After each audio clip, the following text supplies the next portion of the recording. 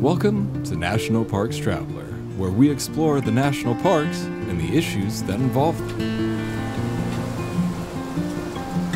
Yosemite National Park is one of the jewels in the crown of the national park system. It has soaring walls of granite, feathery waterfalls, and high country that takes you into a transformative realm of nature. This is Kurt Repenchek, your host at National Parks Traveler. This week, podcast writer and producer and Yosemite first-timer Lynn Riddick, along with her traveling companion Michele Hogan, take us on a trip to this national park, which offers more than 800 miles of hiking trails. They share their light-hearted impressions as they hike along 3 of the more popular of Yosemite's trails and the conversations they strike up with some interesting people along the way. We'll catch up with Lynn and Michele after this short break. Did you know our partner, Interior Federal Credit Union, serves members nationwide and in the American territories? They are part of a cooperative credit union network with 5,600 shared branches and 56,000 totally free ATMs nationwide. Many of the ATMs are located in common places like 7-Elevens, gas stations, and CVS. Need to perform an in-person transaction? Not to worry. Use the locator tool on their homepage, interiorfcu.org, to find the closest branch to you. Go in, let the teller know that you're a member of Interior Federal Credit Union, and they can look up your account to help you with your questions. It's simple, easy, and convenient. Acadia National Park is one of the 10 most popular national parks in the United States. It's also one of the smallest and most vulnerable. That's why Friends of Acadia exists. Friends of Acadia is an independent organization of passionate people, inspiring those who love this magnificent park to make a real and lasting difference for Acadia. You can make a difference at friendsofacadia.org. Washington State is graced with 3 spectacular national parks, each different and special in their own unique ways. As the official nonprofit partner and the only philanthropic organization dedicated exclusively to supporting these parks through charitable contributions, Washington's National Park Fund has a mission to raise private support to deepen everyone's love for, understanding of, and experiences in Mount Rainier, North Cascades, and Olympic National Parks. Share your passion for these parks at WNPF.org. Western National Parks Association is a nonprofit education partner of the National Park Service. WNPA supports parks across the West, developing products, services, and programs that enhance the visitor experience, understanding, and appreciation of national parks. Learn more at WNPA.org.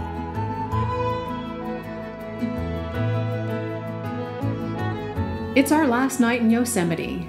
My college pal and traveling companion Michele Hogan and I have put in 3 good day hikes after we treat ourselves to a socially distanced dinner in the grand dining room of the historic Ahwahnee Hotel, a view of Yosemite Fall framed by a towering window. We head out to the parking lot. Our plan is to drive to an open meadow where we can have a view of the night sky, unobstructed by the valley's soaring walls of granite. We are delightfully surprised by a loud serenade of frogs croaking away in a small pond in front of the hotel. The frog chorus is just one of the memorable sounds and sights of our visit to Yosemite National Park in April.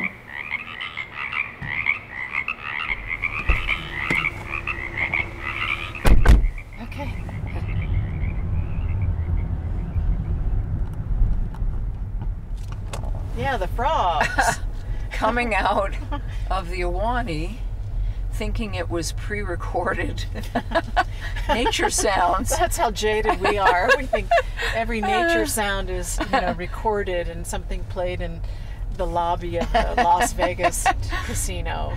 And there was a pond right outside of the walkway, the entrance, and sure enough, that was a symphony we just heard.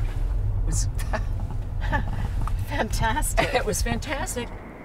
Okay, so we've pulled alongside the road and we're waiting for our eyes to acclimate so we can get a good look at the night sky. Here comes a car with some headlights and hopefully they'll pass and we'll have some nice darkness. It's already amazing. Yeah. You know, compared to the stars that I can see at home and the stars I'm looking at now, just no comparison, right, Michele? Yeah, no, it's a full sky. There's still a few cars sneaking by. I wish I could identify some of the constellations, though. There's the Big Dipper, but that's an easy one. Big Dipper is always... Walk this way a little bit. Okay. Yeah, I don't know. Wow. Oh, Here we we go. Wow. Oh, nice. Wow, that's fantastic. Thousands of stars in the sky. Wow. Oh, I did you saw see that. it? I Did you saw see that it? falling Yeah. star. Oh my gosh. It'd be nice to spread a blanket on the ground and look up without craning our Yeah, necks, I but know. it is 45 degrees also. But you get to lay back. Now's when you start thinking about the bears. Creeping around. Yeah. You know, what's really interesting is that the stars are so low in the sky. You can see them so low. Just Did you see that? No. Shooting Another star? one? Another? Oh, fabulous. A trip to Yosemite is all about hiking, climbing, and enveloping yourself in nature. We knew when we planned a trip for April, some of the park's roads would be closed and some of the notable day hikes would be unavailable. Tioga and Glacier Point roads are usually closed till late May. The Mariposa Grove Road was closed because of the devastating Mono high wind event in January. It swept through the park and toppled 15 giant sequoias, one monarch tree likely 1,000 years old. But with just 3 full days to explore, we still found enough trails that offered incredible scenery and got our heart rates pumping. Our first hike was a slow and deceptively steep incline to the Vernal Fall footbridge, with an over-the-water view of the lower part of the fall, then up to the top of the fall via the John Muir Trail, then back down on the Mist Trail. So here we are, the trailhead for the Mist Trail, Vernal Falls, Nevada Falls, and John Muir Trail. It's popular, as you can see. Yeah, we see about 20 people in front of us. Kind of families, some kids. A lot of kids. It's supposed to be in the low 60s today. Yeah, So right now. perfect. What is it, 10 a.m. right now? And it's 43 and sunny.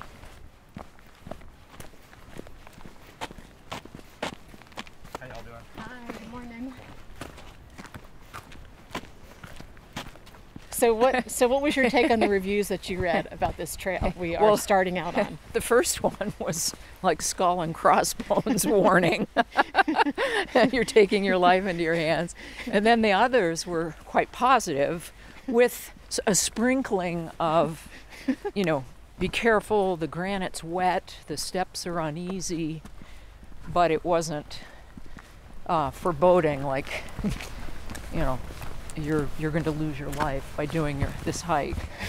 One of the most positive ones, she and her daughter hiked it. She was in her early 50s. Her daughter was 21.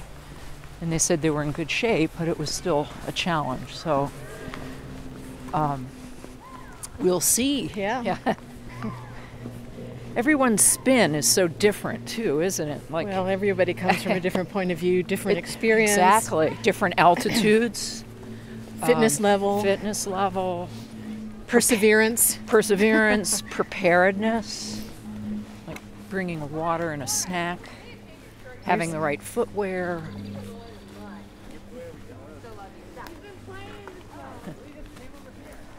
I like to think that we're prepared. I like to think we're prepared too.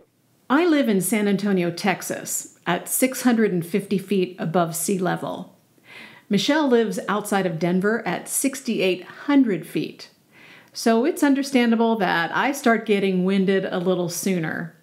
And though tennis workouts in the hot Texas sun help to keep me in shape, Michele seems to have me beat thanks to her 4 or 5 times a week Peloton workouts.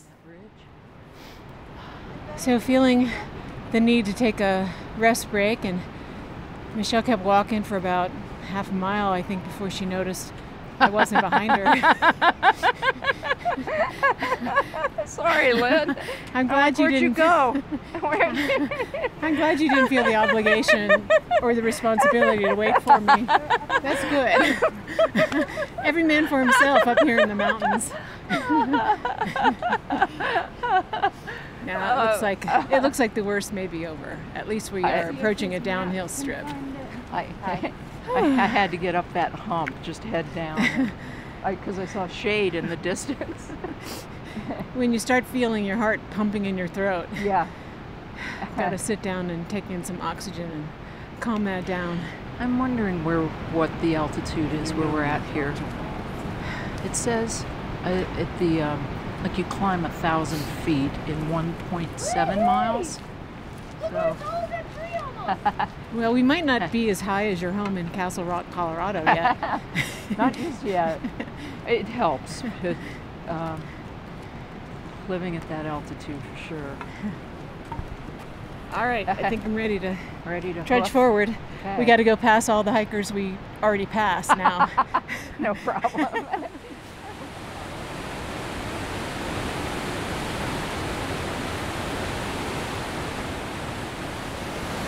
All right, well, we made it to Vernal Falls. Impressive. Those boulders are just huge. So this And is the river. the lower part of the falls, crossing over a wooden bridge, taking a break. A really cool breeze blowing off the lovely. water. You can hear the power of the water as it courses through gigantic boulders. Wow. We pass a hiker wearing a baseball cap that reads, "Half Dome, I made it to the top." So we couldn't resist asking for his story. 68-year-old Steve from Chula Vista, California, says he's now well into double digits of climbing Half Dome. I first made it to the top in 1996. I worked with the high school youth group from our church, the First United Methodist Church of Chula Vista, and most of the times I made it to the top I was with them. But the first time was the best. There was another time I hiked it just before I had my right hip replaced. I think that was my 18th time. And You're saying 1/8? 18th yes, time? 18. I've hiked it 22 times. The last time in June of 2019. And it's a little tougher now that you have to get passes. I tried to get passes. We're going to be up here in July, but we didn't get passes, so I'm not going then. But it's just a total rush. Everyone thinks it's hard to get to the top. It's easy to get to the top. Getting down is the hard part, because your muscles ache, your ankles, your knees, your hips, your shoulders, everything aches, and you just have to suck it up and get through it. But it's well worth the trip. If you ever get a chance to do it, do it. But you got to train for it. I'm not going that far today, but I'm carrying this big backpack because I want to see if I am in shape to do it. And coming up from the valley floor up the Mist Trail to the footbridge is the toughest part of this hike. I'm planning to get up to a point where you can look down and see Vernal Falls from in front of it, and then I'm going to turn around and come back. So you had a hip replacement and you made it as far as I did today. So yeah, it's a little different from when you first climbed it, right? Yes. The hike in Actually, general, since on I this had my trail. right hip replaced, it's been easier. And to be quite honest, I had my left hip replaced October 20th, just a few months ago. And this is a test for that too.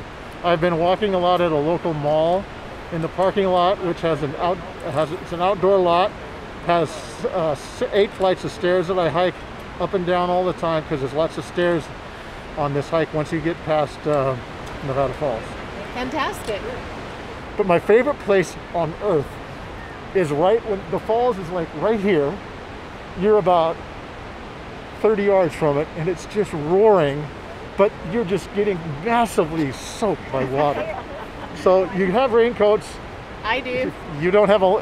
And the thing that worries me is it's going to get cold fast, and you can get hypothermia, even though it's not that cold, because you're going to get cold. Because that water is ice cold. It's snow melt. Okay.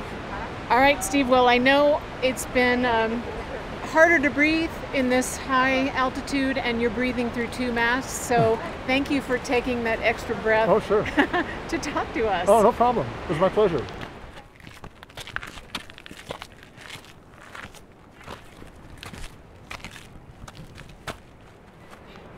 So we're We continue to ascend on the John Muir Trail, and we're now getting our first glimpse of snow.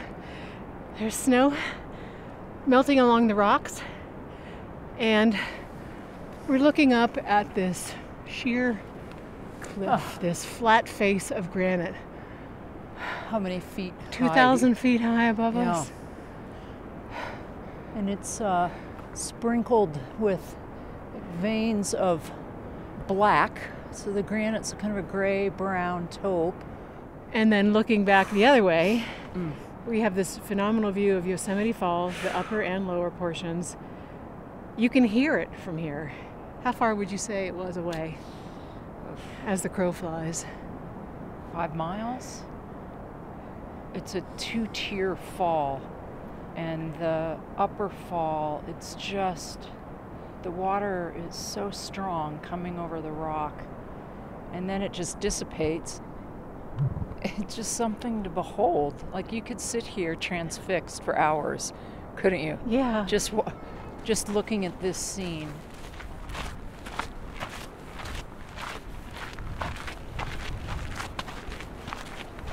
All right, we made it up to Clark Point, 5,400 feet above sea level. Absolutely stunning. Sunny, beautiful day. We're looking at these great rock formations. There's Grizzly Peak at 6,700 feet, and then to our right is Liberty Cap at 7,000 feet. It's beautiful. Wow, wow. So we're gonna keep on down the trail and see how close we can get to the vernal fall action, the upper falls. Upper falls. All right. Let's roll.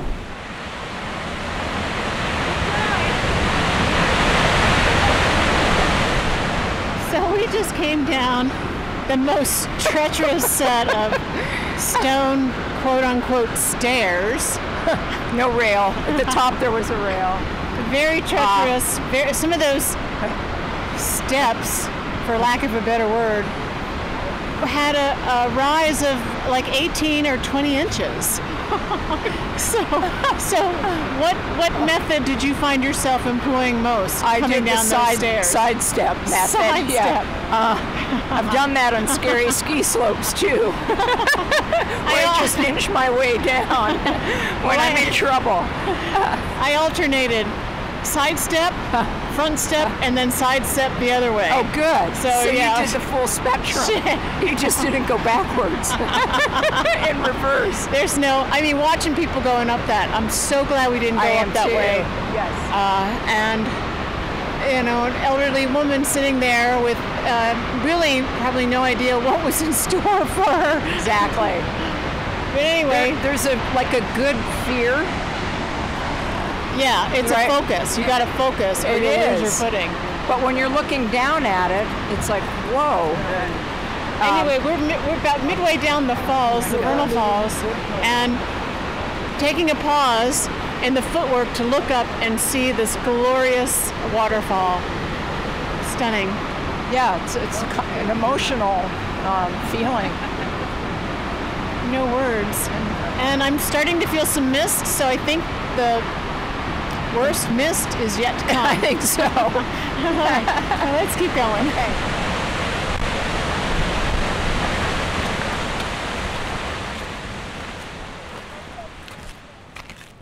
Okay, we did it. Wow. We're heading back to the car. 5 hours. Round trip with a little detour here at the end. Poor navigation. Took a wrong turn and added an extra half mile to the walk back to the parking lot, but hey, that's okay. That's what we're here for. We're in the shade now. It's beautiful. How do you feel about the hike, Lynn? I feel good. It was tiring. I mean, it was very challenging in stretches, in a lot of stretches, but I feel like the hardest part was that slow incline in the very beginning. I agree. The elevation gain there, I think, was the most rigorous. But once we peeled off on the bypass on the mist trail there, that was really pleasant, and the slope wasn't as steep. Yeah, it was definitely a great workout, a great first full day in the park, and it's a must for visitors, right? So there were quite a few people on the trail, but many times I felt like we had the trail to ourselves too. Yes. Just some of the tricky ones coming down the mist trail with the stone, slippery, wet stairs, and people being really cautious, which they needed to be, to make it down. But what surprised me were the parents. There were a lot of kids of all ages, but the parents that had young kids, like 2-year-old kids, yes, or babies, and the high altitude that they had achieved on the trail. One guy with a 2-year-old on his shoulders. Impressive. All in all, just an excellent day. I'm glad we took the route that we did and came down the mist trail versus going up it. Anyway, great workout, great hike, great to be outdoors. Great to be Fantastic. outdoors all day. So Lynn suggested this morning, if we felt like it when we got back, if we might want to rent bikes. and she just laughed at me when I asked her about 10 minutes ago.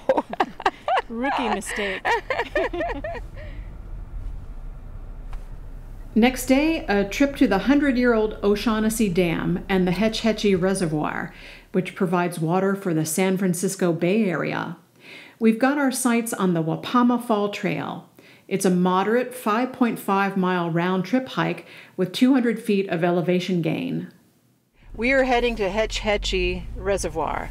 We're going to check it out, see what we can find. There's a couple of trails we think we'll tackle. Doing an assessment of yesterday's hike as far as its toll on our physicality. I feel great. My calves are a little sore, but I feel pretty good other than that, and nothing debilitating, of course. And then I also am really happy to say that I don't feel anything in my knees. My knees feel great, and it was pretty taxing on the knees yesterday.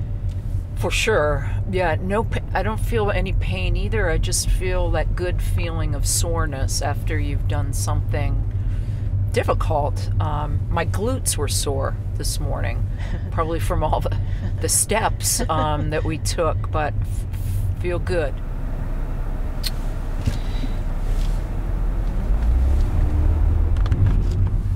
The beauty of Yosemite is grand no matter how you slice it. Nothing can take that away.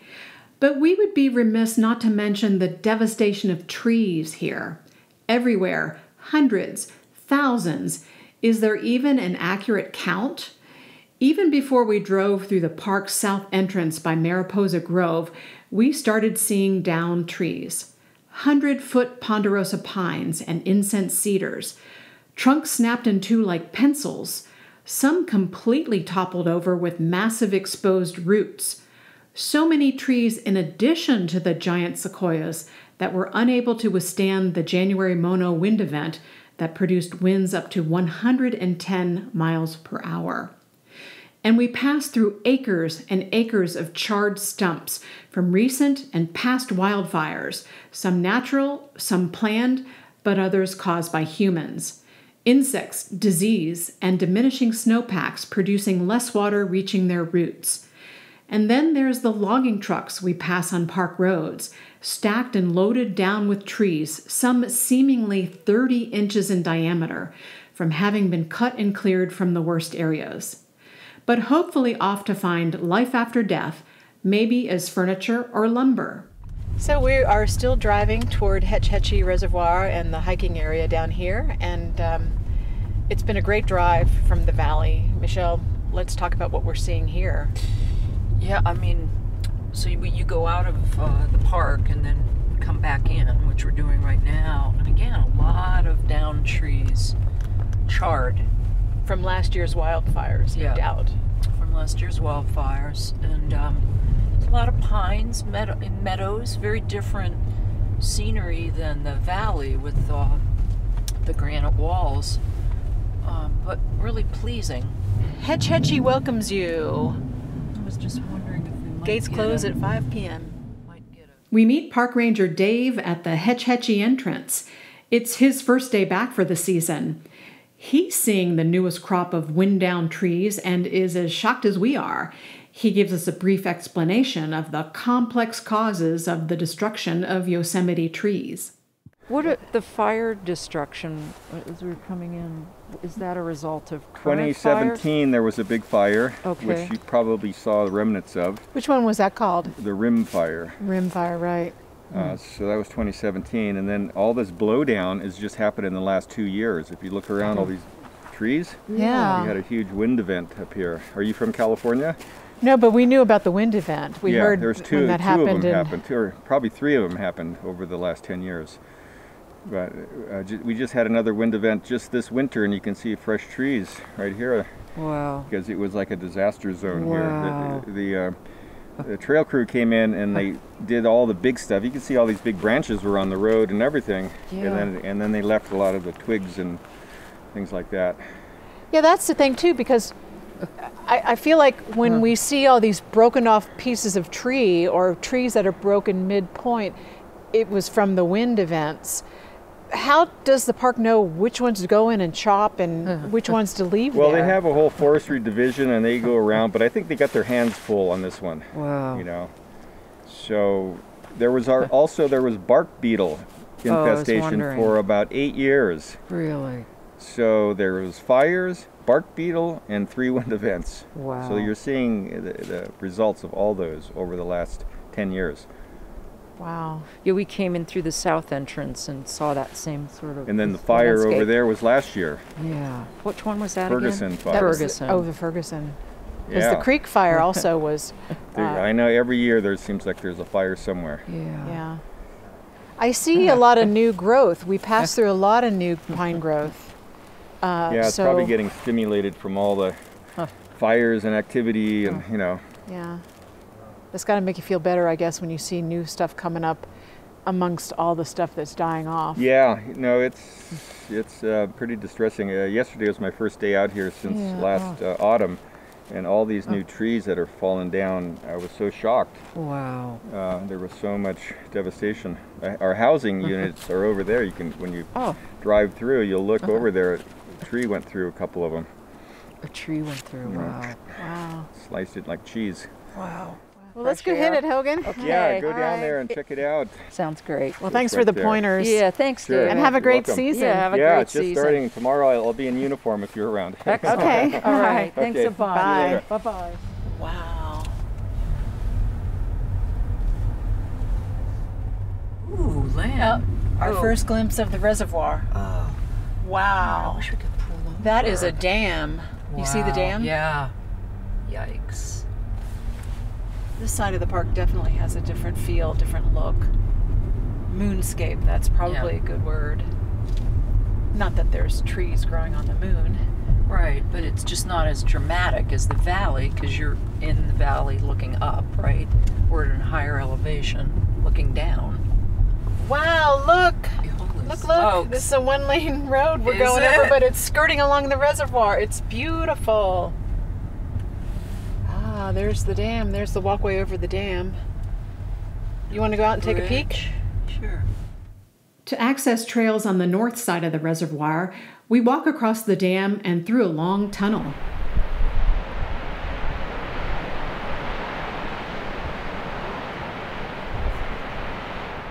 We crossed over the dam and now we're walking through a tunnel to find some trails on the other side of the reservoir.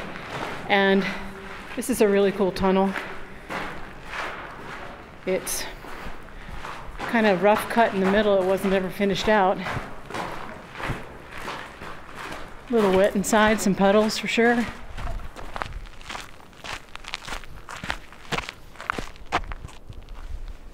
Hetch Hetchy Trailhead. 2.17 miles to Wapama Falls. Let's go. Okay.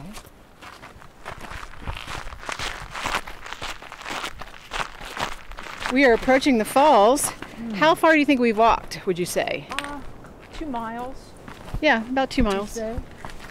So we've been walking about 2 miles on the trail and it's been varying terrain.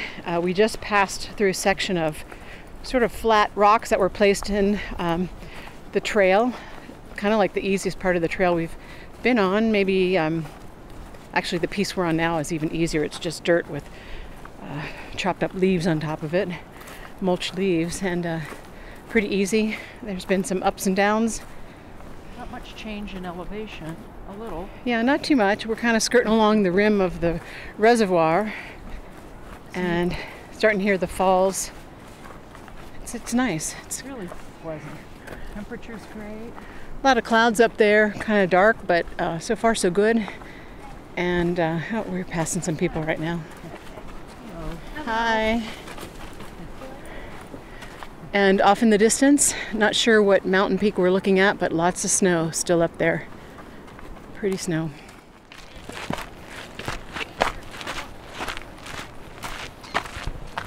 As we skirt along the rim of the reservoir, you can see the bathtub ring, indicating how far the reservoir has dropped over the years. And Michelle, Yeah. how many feet? It's hard to judge. Wow.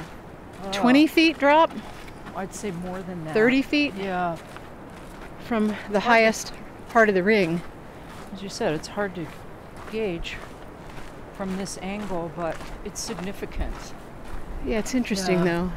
Just that whole bleached swath that goes all along the water line, showing where the water was at some point. And it had to have maintained levels like that for a long time to have sort of scoured and bleached the rocks the way they are. It's just a reminder how important it is to conserve water.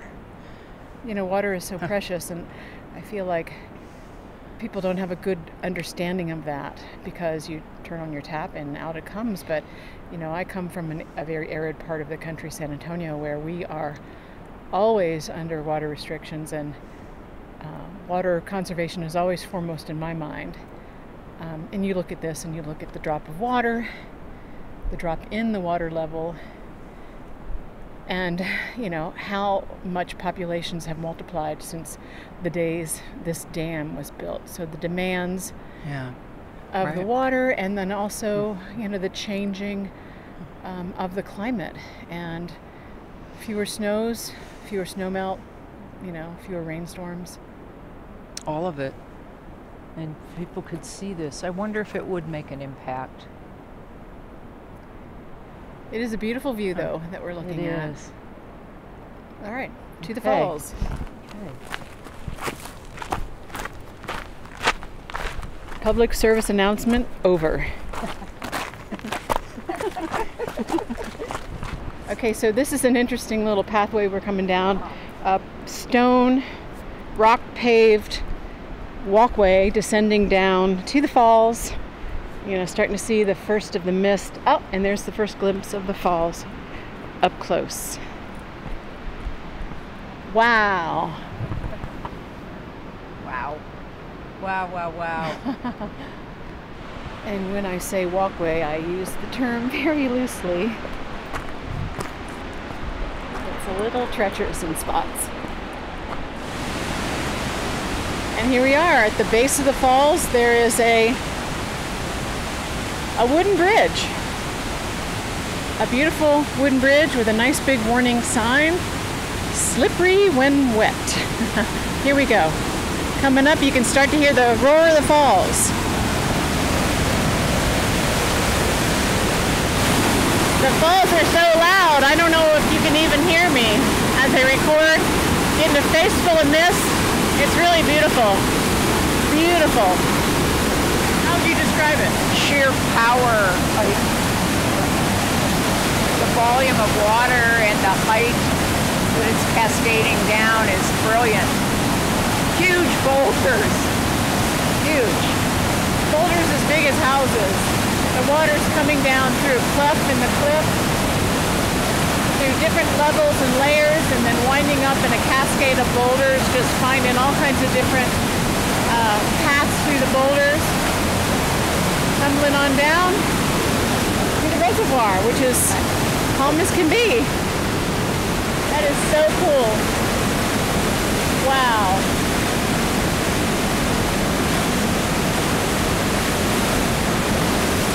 And that's the snowpack from the Sierra. Wow.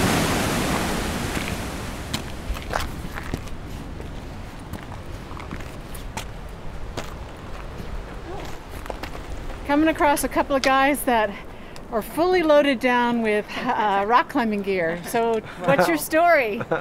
What's your name? And I'm Trevor. I'm Lucho, and we're going over to climb on Hetch Hetchy Dome.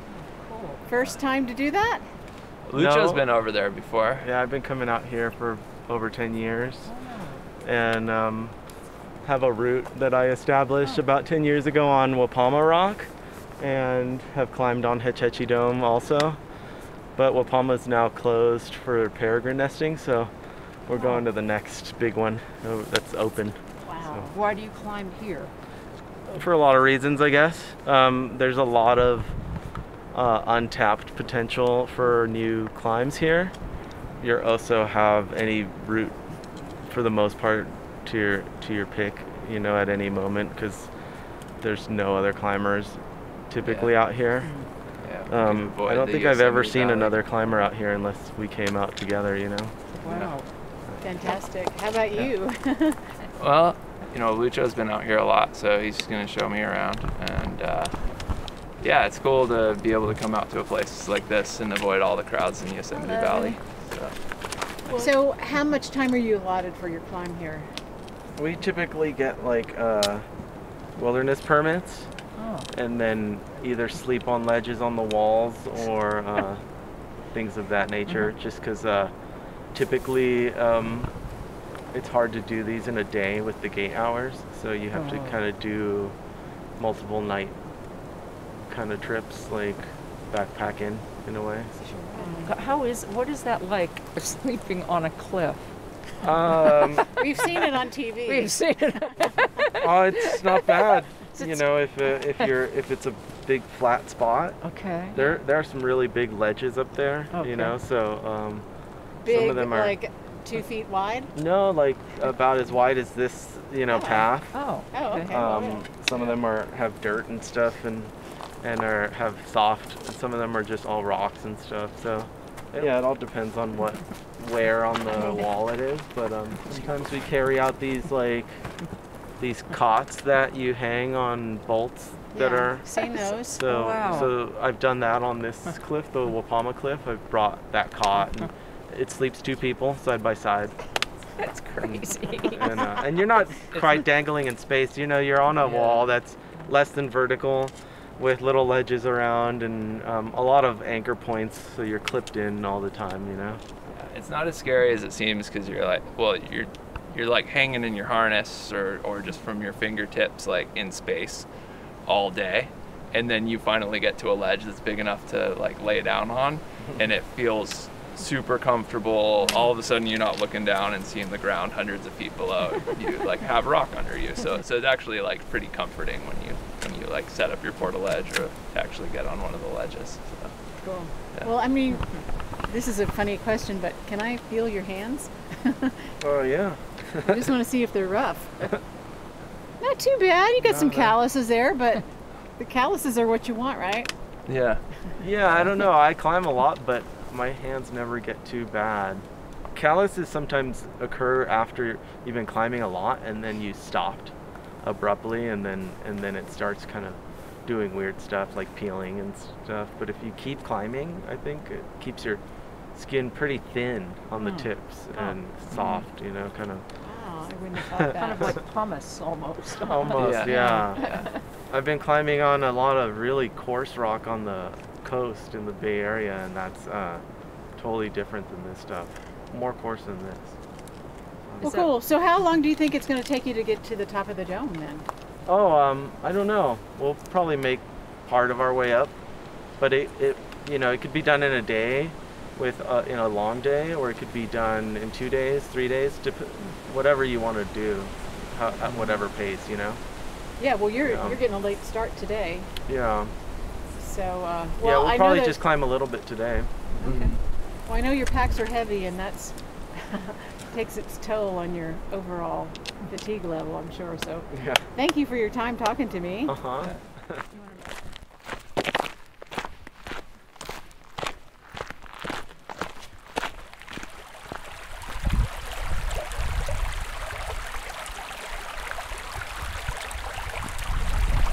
So coming up on a little trickly creek, crossing over the rocks. Where does this water come from? Oh, way up there. Wow. Just way up high on the top of the cliff. a small cascade. A small cascade of water that's just finding an uneven route down the cliff face and ending up right here in a little pretty, pristine, clean stream.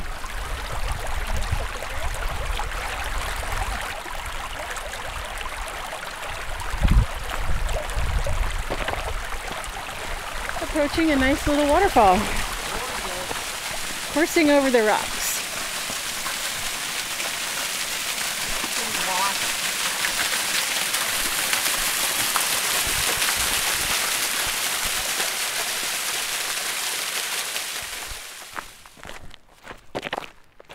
So this is Lynn and Michele, and we are on the trail in Yosemite, and we'll be right back with more after this break. That was a good hike for today, wasn't it? Yeah, Yeah. very good. And we still need to get back to the car. Listener and reader support make National Parks Traveler possible every day of the year. If you enjoy the Traveler's content, please consider a donation via nationalparkstraveler.org. The Grand Teton National Park Foundation is a private, nonprofit organization that supports projects that protect and enhance Grand Teton National Park's cultural, historic, and natural resources. By funding initiatives that go beyond what the National Park Service could accomplish on its own, foundation donors improve the visitor experience and provide benefits to the National Park System for decades to come. You can see their successes at gtnpf.org. Whether it be strategy, business planning, change management, board development, executive search, or diversity planning, Potrero Group is here to help. They mix a depth of experience in the parks and land space with a breadth of best practices from other industries. For more information or to schedule a preliminary conversation, go to potrerogroup.com, P-O-T-R-E-R-O group.com. The Blue Ridge Parkway Foundation is the primary nonprofit fundraising partner for the Blue Ridge Parkway. It is made up of people who have a deep love for this majestic road and want to ensure that its natural beauty and the experiences it offers endure for generations to come. Show your appreciation at brpfoundation.org. The North Cascades Institute has a large portfolio. It's an environmental learning center, training center, conference center, and leadership center, all set in the splendor of the North Cascades National Park Complex. Learn more at ncascades.org.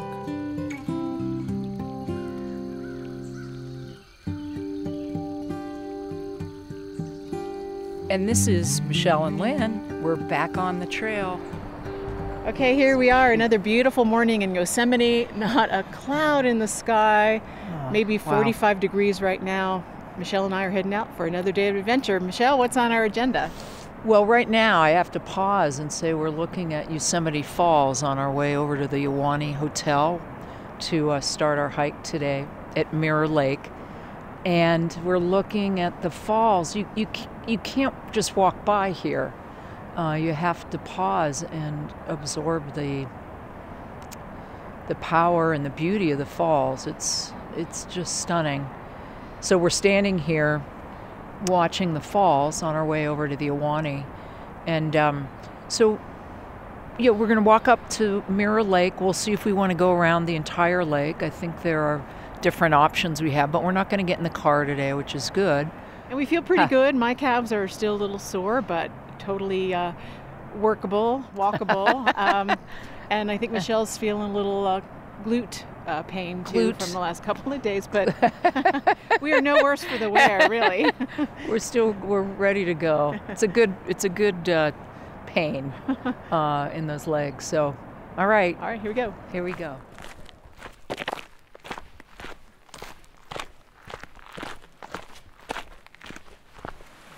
So we're walking along the trail and we chance upon our first waterfall. Just a little trickly. Oh no, look up. Oh wait, look way up. Oh wow. I thought it was just a trickle, but It goes all the way to the top of the face of the cliff. Very It's pretty. amazing. What a pleasant trail. Yeah, as we're just starting out, the trail's kind of going along the road by the Awani Hotel, and it's like a boulder field. You're Yes. kind of walking through sort of a sheltered area, all bordered by giant boulders. And soft terrain, like there's no rocks like yesterday. So far, it's crushed leaves and dirt, and it's a nice soft Pine needles. walk. Pine needles too. It's really, really pleasant. And then we came by that group of climbers. That was kind of fun to see, like a little community of about 20 vans. Yeah, they're getting ready for their day. Getting ready for the day. They were cooking up breakfast. A couple of people eating out big pots with spoons. And doing some ab work on a mat. That was fun to see. Everybody looked a little dusty. Everyone looked dusty and young. Yeah. Like 20s. So hopefully we can get some comments from them. But here we go. We're just now starting out on Mirror Lake Trail.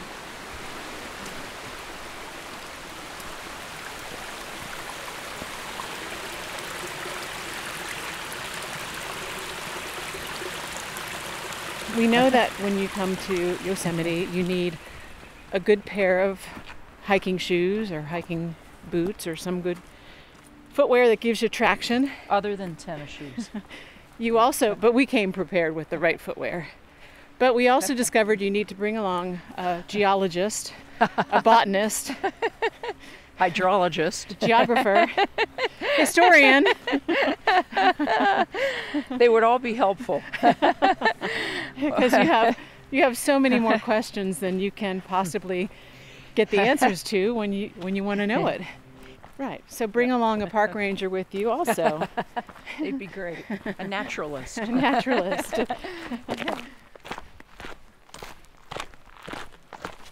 You know, I have to comment about the weather because it is a beautiful day. Sunny, maybe 55 to 60 degrees, as pleasant as can be. Yet, yesterday when we were leaving Hetch Hetchy Reservoir, we hit a blizzard. It was a blizzard. So it was snowing and snowing. We're up at 6,000 feet elevation, and the snow was coming down. It was accumulating. It was just a winter wonderland. And I was behind the wheel, wondering the whole time why my Denver friend, my Colorado friend, wasn't driving. But we made it back. But it was funny that we had all that snow yesterday afternoon, and here it is. You would never know it.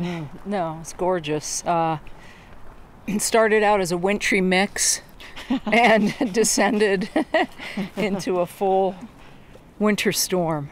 Right, and we knew we saw it on the weather forecast. Yeah. But, you know, I didn't know it would snow that much. It was beautiful, though, at the top. And then as we descended into the valley, the precipitation changed into rain. But it was great. And people were still out hiking. Yeah. Enjoying the day. Families pulled over the side of the road with their kids playing in the snow. Yes, yeah, that's true. That we got to see that.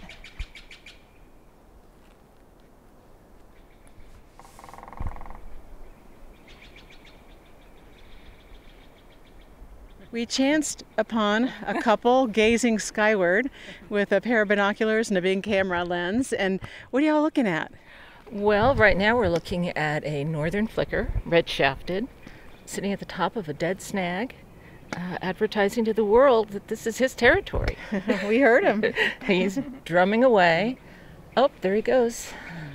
If you'd seen him, he's called a red-shafted flicker because actually the shafts of the feathers are colored red. So when he spreads his wings, you see this nice red I did see flash. I did see a little flash of red just then. Yeah. So what else is up there that you've spotted? Oh, well, we have seen lots and lots of Steller's jays, and we were just looking at a sweet little downy woodpecker. He's just a little guy. And what else have we seen, hon? You might find it interesting to know that the Steller's jays are named after Georg Steller, a 19th century German physician and naturalist who abandoned his family to join the Imperial Navy on an expedition to the Bering Strait, where he, with Vitus Bering. And it was there on an island off of one of the Aleutian Islands that he saw, he's the first European to see and categorize the Steller's jay. It's the same species all the way down to here. Yeah, we've seen a lot of them on this trip, and they're beautiful. I had never seen them before, so I was thrilled to see a new bird, and I'm just getting into birding, and I'm trying to teach myself about different bird species. It sounds like you guys have been doing this for a while. Yeah, for a while, since we were, practically since we first got married, which has been 40 years. Is this your first time in this park? Oh, no, I've been coming here. We've been coming here for 40, 50 years. It's such a beautiful place that even if you don't see any birds, you've got to enjoy yourself. Oh, absolutely. And today is such a beautiful day. The temperature is perfect, and the sky is blue. And so what's the best bird you've seen here? Oh, the pileated woodpecker. Oh, aren't they awesome to see? They are awesome to see. They're hard to see too, I understand. Yeah. We heard two day before yesterday. We did not see them, but we heard them. Right. We've seen one here, but it was years ago.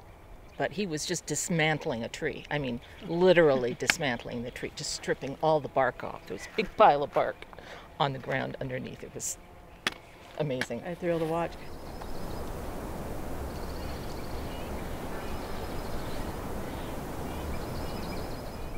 So there's a few birds chirping at once. What is the one that you hear the most? We're hearing right now, not far away, the Oregon, or the dark-eyed junco, Oregon subspecies.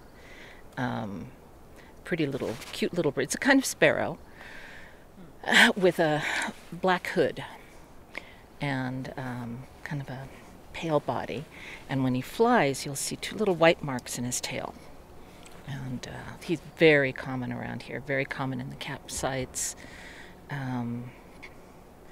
Abundant throughout this area. He's got a sweet little twitter. He does. He also has a very, very high-pitched little dry call note that you could almost not hear. Okay, we made it to the Mirror Lake. We're getting our first glimpse. Kind of looks more like a swamp than a lake. What do you think? I guess my expectations are a little different, but the surrounding scenery is quite lovely. You're passing a few more people now. Just past a family of 8.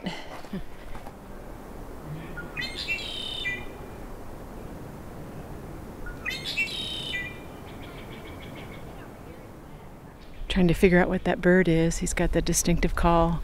It looks like a red-winged blackbird. Yeah, we're spotting him in the binoculars. And they hang out in riparian areas. Blackbird, we definitely see the red on his wings. Yeah, I think it is. They have a beautiful song, don't they? They do. He's got a view of the Half Dome behind him. Lucky devil. Yeah, there he goes. Oh, see, you can see the red on his wings. How pretty. It's a red-winged blackbird. So we stumbled upon Marcy and Bob from Sacramento, and they are here on the Mirror Lake Trail wearing bicycle helmets. Okay, I'm curious. Well, yes, we've come to Yosemite many times. I've come since I'm a little girl, and so that's well into 70 years. And my dad came when he was a little boy, so we're longtime Yosemite aficionados, but this is the first time we brought our bikes, and it's just spectacular to be able to take in all this incredible, gorgeous nature and scenery on our bikes. And we have to focus on riding. It's true. Every time you look to the side or wherever, it's like you're looking at Half Dome or El Capitan or it is Yosemite spectacular. Falls. It's just spectacular. And you're riding through the trees, and you just cannot beat it. It is so gorgeous. I was here when I was a little girl here at Mirror Lake, and the lake was much fuller, and you really could get a full perspective. Right now there's a lot of meadow showing, so we're definitely concerned about the water flow and what's happening to the land. And you said you're in your 70s? Yes. Nah, that's hard to believe. Awesome. Oh, thank you. Thanks to bike riding. You too, Bob? Yeah. Oh my gosh. Well, sign me up for your health plan. For your regimen. Yeah, I mean, it hasn't caught up with us yet. Don't let it. As long as we can ride, for a couple hours, and we're doing great. So, yesterday we were driving back from Hetch Hetchy Reservoir, and the snow started to fall, and it was beautiful. It was like blizzard conditions. I was wondering if we were going to make it back, and then we meet Marcy and Bob, and they tell us that they were on the trail, the mist trail, and they got caught in the snow. So, what was that like? Well, the way up, it was. I had on rain gear, but not enough of it. But then it started hailing, and so it hailed all the way till I got to the top of Vernal Falls. Excuse me for interrupting, but you should have had your bike helmet on.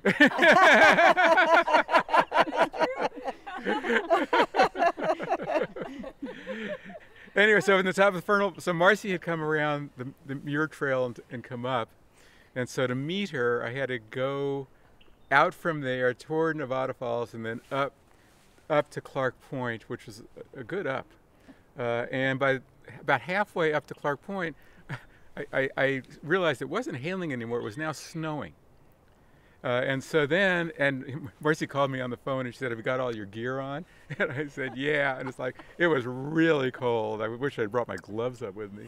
But anyway, so it was snowing, and then I kept going, and it was just kept snowing. It just kept on had no snowing. choice. You had to keep going. Exactly. Anyway, and then there were big piles of snow somewhere in the switchbacks to get down, that you had to kind of tromp through snow to get down. But I think we learned that the weather can change in a moment's notice. We didn't expect it to hail into snow, and all of a sudden we had to put all our clothing on and scramble down the mountain. Because the weather forecast was for really. It was cold. Yeah, the weather forecast was not for it to be so cold, and it was for like 0.01 an hour, which is just a drizzle. Okay. But it was not. That wasn't the case. It was really coming down. It was coming down. Yeah, it was really fun. And here we are. It's got to be 65 degrees, sunny. Yep. Under Half Dome. Under Half Dome. Oh my goodness, isn't that true? So we're on the last leg of our hike. We're on the Valley Loop Trail right now. Impressions of the Mirror Lake experience. Enjoyed it. It was an entirely different hike. It was more in the trees and boulders. The links, lovely. It's obviously a popular area. There were a lot of cyclists. Yeah, it's just a nice walk up there. And it's not arduous. Right, this was the easiest of the 3 hikes Yes. we've been on the last 3 days, and we timed out well. But by no means a piece of cake. It still had some, a little bit of elevation, some steps to climb. 5 miles, Yeah. I think, round trip from the lodge. So it was just entirely enjoyable. P.S. We thought we were done with that walk. We took a wrong turn somewhere and wound up, an extra hour of walking when we were already exhausted. But we finished that, and we decided to treat ourselves on our last night at the Awani Hotel. A beautiful big dining room. There's a live pianist in the background playing, and we're looking out at the Yosemite Falls. So Michele, what a nice trip. Cheers, Lynn.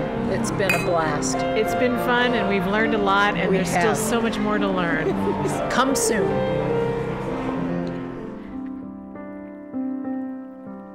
That's our show for this week. We hope you enjoyed it. In the weeks to come, we'll be taking a look at some of the issues confronting Grand Canyon National Park and the state of the country's national scenic trails. Places like the Ice Age National Scenic Trail, the Continental Divide National Scenic Trail, and the Natchez Trace National Scenic Trail. What kind of shape are they in? You might be surprised. For The Traveler, this is Kurt Repenchek. See you in the parks. The composers and musicians at Orange Tree Productions have created a unique collection known as the National Park Series that has grown to include more than 30 CD titles. Composed against the backdrop of a park's sounds of nature, these musical scores will connect you with these beautiful places and take you there, at least in your mind. This collection is the #1 selling national park audio series in the world and provides the background music for National Parks Travelers podcast. Visit them at orangetreeproductions.com. Editing and production work for the National Parks Traveler podcast is done by Splitbeard Productions. You can learn more about us at splitbeardproductions.com. National Parks Traveler is a 501c3 nonprofit media organization that provides daily editorial coverage of national parks and protected areas. Traveler's coverage is made possible by reader and listener donations. Visit us at nationalparkstraveler.org.